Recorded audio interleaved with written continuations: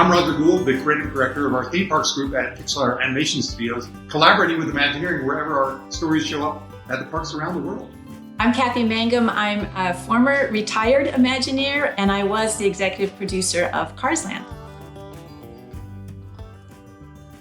Even though Radiator Springs is really without a state, it's non-specified, so much of the architecture, the landscaping, the rock work can be seen in California, and it was really just a perfect fit. One of the most amazing parts of this whole experience was going on a field trip, a research trip on Route 66. We went, for about 8-9 days with Michael Wallace, who wrote the book on Route 66, The Mother Road. He took the film team, Pixar film team, several years before that. So we walked in their footsteps too. And we saw characters, we saw, wonderful little cafes, curio shops. So all of the murals, the graphics, the people, the food, the landscaping, the planting, it really helped us layer story into this land.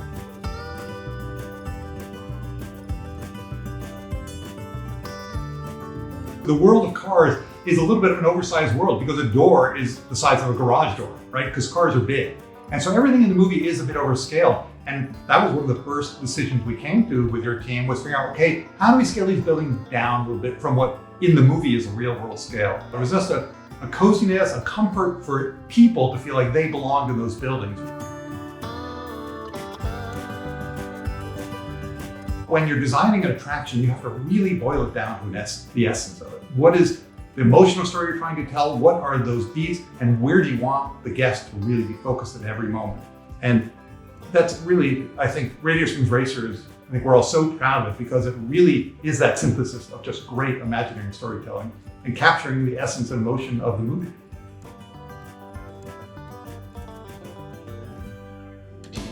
The scope of this project, 12 acres, we're adding 12 acres to really valuable property. You look at Anaheim and how much property is left to be built on. We had to use this very judiciously. It was based on one story, but we got to really get into characters' heads and continue that story. And then of course there were 2 other movies and a whole bunch of shorts that helped us do that too. We really had something there.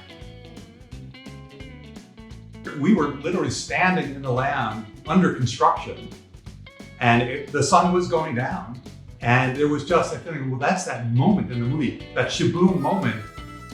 Could we make that? Could we choreograph our signage? It's not something we'd ever talked about, but it was amazing to pull it off. We already knew that the holidays needed to be a special time in Cars Land. And happily, there was a really charming Disney publishing book that Pixar had worked with the team on called Mater Saves Christmas. And it gave us a sense of how do the citizens of Radiator Springs decorate their town for the holidays. And so we actually designed the holidays from the get-go so that even that first season, the town celebrated. What I love about the holidays, some of the decor for the holidays and the decors in the land, is a lot of times it is that secondary read. The first thing you see is a snowflake, but then you start to take it apart and you realize it's a bunch of wrenches. So it's got that secondary cars read, and I think it's so clever. I can't end up talking about the building of Cars Land without talking about just the joy of the collaboration between everyone at Pixar Animation Studios and Walt Disney Imagineering.